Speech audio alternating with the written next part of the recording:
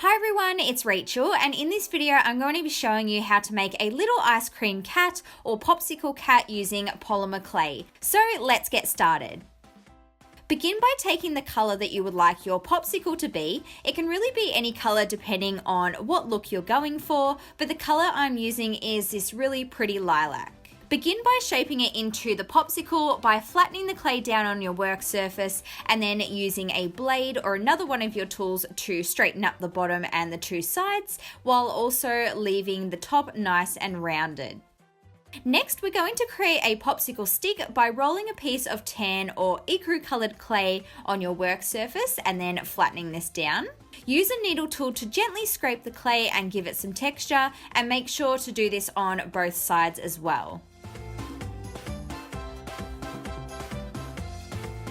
Then you can trim off the part that you need, and we're going to add this to the bottom of the popsicle. Before I add mine, I'm firstly adding an indent just so that it sits really nicely onto the clay and attaches a little bit more easily. If you want to make sure that your popsicle stick is extra secure, you can also use some liquid clay to do this.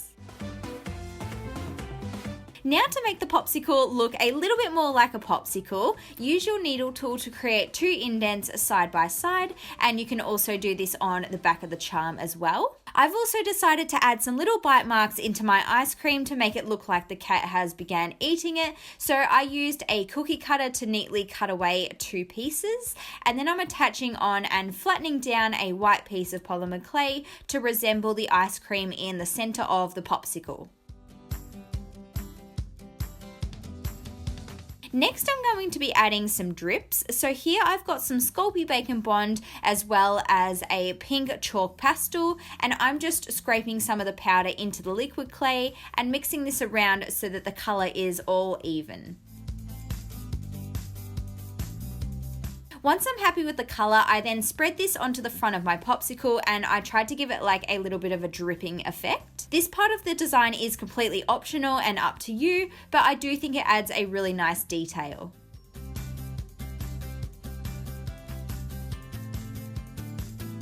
To top off my pink drippy part of the ice cream, I'm also adding some little clay sprinkles using rainbow coils of polymer clay, so I'm just strategically placing these all over.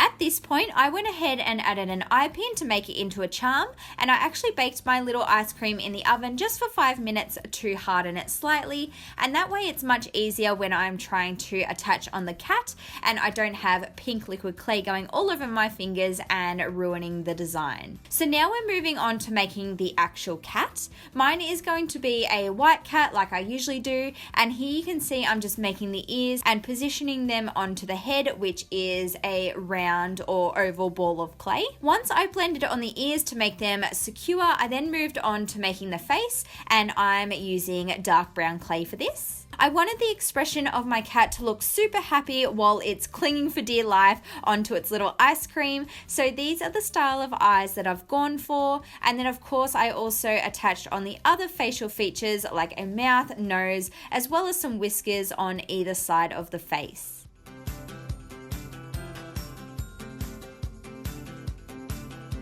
Next, to create the body, take some more of your polymer clay, the same color as your cat, and roll it into a really rough teardrop shape. Use your blade to cut off the pointed part, and then you can attach on the head. And again, I'm blending the edges together to make everything nice and secure.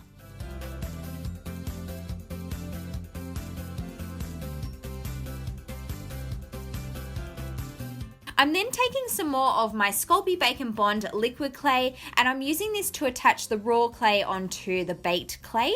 So here you can see I'm just spreading some onto the side of my popsicle, and then I'm positioning on my little cat exactly where I want it.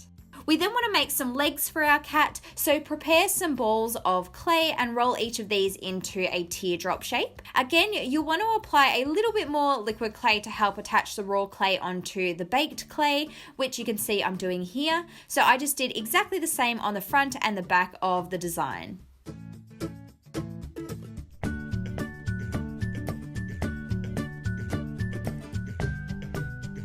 The last thing we need to do is add a tail. So again, take some more of your clay and roll it into a longer teardrop shape this time. Trim off the very end on an angle, and then you can attach and curl the tail however you would like.